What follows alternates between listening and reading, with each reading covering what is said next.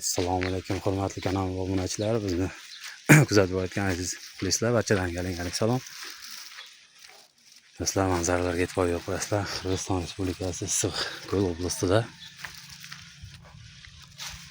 Yonimizda tog' mana bu yerda ko'rib turganlaridek manzaraga e'tibor berib qo'yamiz azizlar, mana tog'da. Bu taraf o'sha haqiqiy issiq ko'l. Video davomida qanchalik ko'rinadi, mana daraxtlar orasidan mana ko'k ko'l ko'rinib turibdi.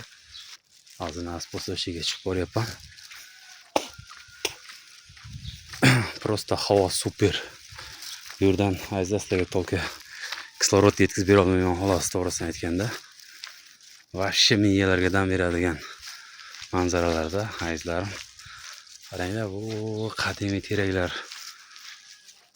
Soyuz davrida desam noto'g'ri bo'lsa kerak, endi bir 90-yillarda biz yosh yigit bo'lganmiz, ya'ni yosh bola bo'lganmiz to'g'riroq. 5 yosh, 6 yosh.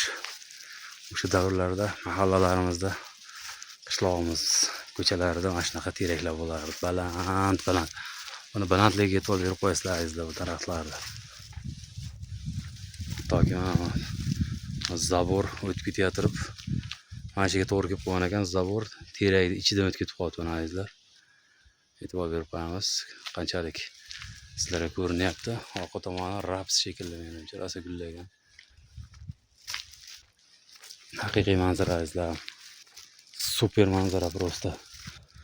Ayniqsa mana bu yerdan qarasalar, tog'da ko'rinishini, yonimizda tog' mana. Hatto ustida qorlar bilan turibdi azizlar. Manzara super просто.